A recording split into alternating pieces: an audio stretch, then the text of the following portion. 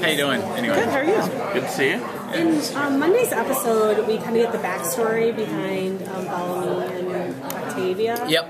Can you talk a little bit about what it was like to film it and, you know, what the flashback to happened? Well, it was great for Marie and I, especially to kind of get a better understanding of where we came from, and to play the woman Monique, who plays my mother, was just awesome.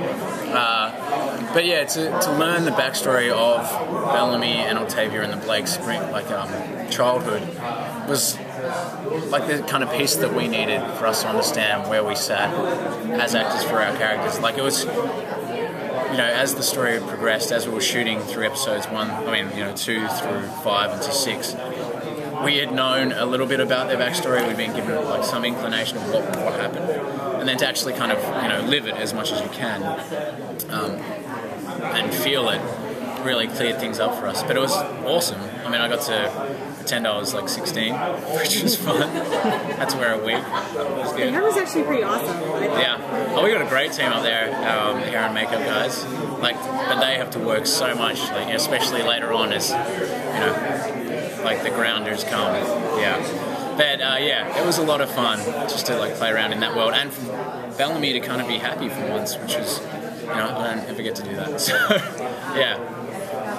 Well, speaking of Bellamy being happy, is there any chance for romance in his future? Well, I don't know if romance always equates to happiness, but he's a human being with feelings and whatnot. I'd never rule it out, but I would say relationships do grow and they develop. But yeah, I mean, in such a hostile environment, it's hard for them to really maintain anything. So yeah. I mean, there's always room for that. But.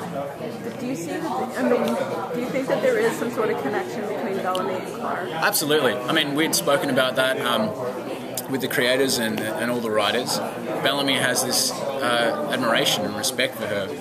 And I think that Clark may have that for Bellamy, but, they both want the greater good for the community, yet I don't think either of them know which is the best way about going and doing it. So, yeah, they have mutual interests and they both admire each other as leaders, and there is definitely a connection there.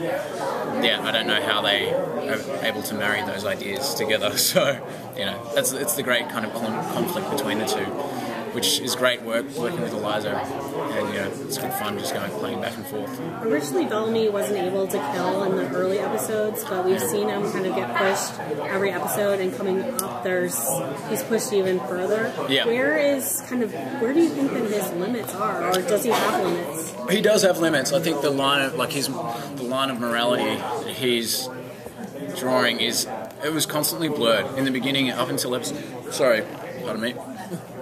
episode 5, he thought he was a murderer.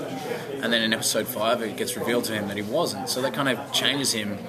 But then, in the same token, he's already put his foot in it by getting rid of the radio and being responsible for, 320 people dying. So he's gone from being like, oh, I'm okay, into being like, oh, I'm the worst freaking guy on this planet.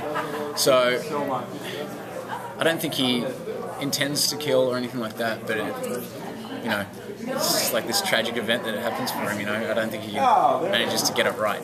But yeah. Great, thank you. Thank you. Thank you.